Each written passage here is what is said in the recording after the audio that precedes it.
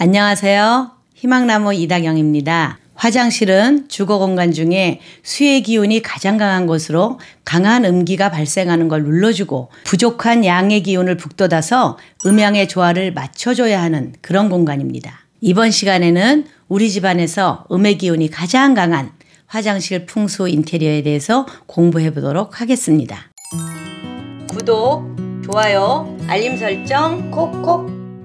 가족의 건강을 책임지는 화장실 설치를 위해서 몇 가지 좀 주의해야 할 사항이 있는데요. 예전에는 대문과 화장실은 마주 보이지 않게 위치를 정해서 화장실을 설치했습니다. 그런데 요즘은 그 대문이 현관문이 되겠죠. 이 현관문과 화장실은 마주 보이는 게 좋지 않습니다. 그 이유는 만약에 화장실 문이 열려 있으면 현관으로 들어오는 좋은 기운이 화장실로 들어가서 그냥 쓸려 내려갈 수도 있고요.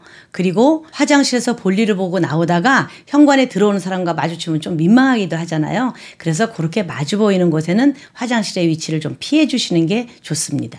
그래서 혹시 이렇게 마주 보이는 이런 집이 있다면 중간에 파티션이나 커튼으로 좀 가려주시는 게 좋고요. 중문이 있다면 굳이 다른 것으로 비보를 하지 않으셔도 됩니다. 이러한 화장실은 가족의 건강과 가장 밀접하기 때문에 청결, 환기, 배수가 중요한데요. 요즘 안방에 이렇게 화장실이 다 있잖아요. 그런데 요즘 안방의 화장실은 따로 창문이나 외부의 공기를 내보낼 수 있는 그런 공간이 있는 데가 드물어요. 그래서 화장실이 꽉 막혀 있는 상태인데 보통 우리가 화장실의 습기를 없애기 위해서 문을 열어두고 생활을 합니다. 근데 낮에는 괜찮아요. 사람이 막 활동을 하는 낮에는 아무 상관이 없는데 우리가 잠들게 되면 무의식 중에 방어력이 되게 약해지거든요. 그런 약해진 가운데 화장실의 찬기운이 따뜻한 방 안으로 이렇게 들어오게 됩니다. 이렇게 화장실에 안 좋은 공기가 방 안으로 들어오게 되면 우리가 숙면을 취하는데 굉장히 방해가 됩니다.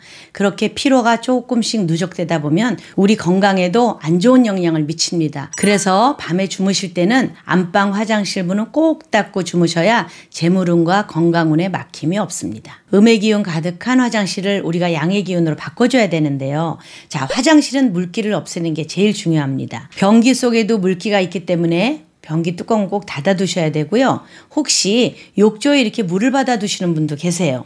아, 빨래 마지막 헹군물인데 아까워. 이거 걸레라도 빨아야지. 이러고 받아두시는 분도 계시는데 그 물이 항상 수증기로 증발을 하기 때문에 이 음의 기운이 가득한 화장실을 더 음의 기운으로 만들어주는 역할을 합니다. 욕조를 사용하실 경우에도 이 물은 항상 쓰시고 난 다음에 깨끗하게 빼주셔야 됩니다. 화장실의 조명도 참 중요한데요. 이런 음의 기운인 화장실을 양의 기운으로 밝혀줄 수 있는 아주 중요한 물건입니다. 이 조명은 그냥 흐릿하게 불만 비추면 돼 이게 아니고요. 한여름 오후 2시에 태양빛처럼 밝아야 됩니다. 그렇게 환하게 조명을 켜놓으면 음의 기운이 양의 기운으로 바뀌는 그런 역할을 해줄 수가 있습니다. 그런데 이 조명이 변기에 앉았을 때 내 머리 위에 있으면 안 됩니다. 우리가 변기에 앉아서 볼일을 보는 동안 조명에서 나오는 직충사를 맞을 수 있기 때문에 변기 위의 조명은 피해 주시는 게 좋습니다. 또 하나 화장실의 거울은 항상 깨끗하고 맑아야 되는데요. 이게 습기에 가려지거나 아니면 거울 앞에 지저분한 물건이 보이는 그런 위치에 있으면 안 됩니다.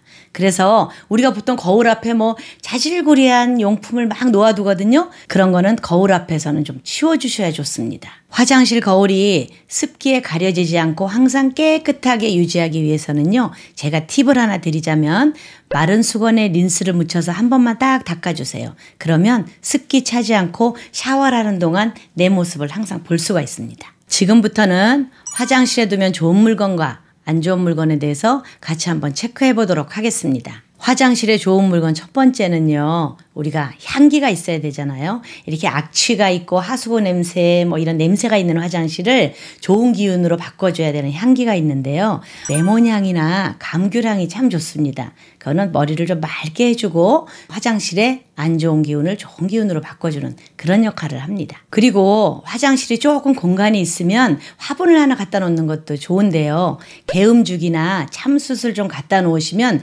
그 개음죽과 참숯이 냄새를 좀 빨아들입니다. 그래서 화장실을 항상 이렇게 맑은 공기로 바꿔주는 그런 역할을 합니다. 화장실은 이 타일 색상도 참 중요한데요.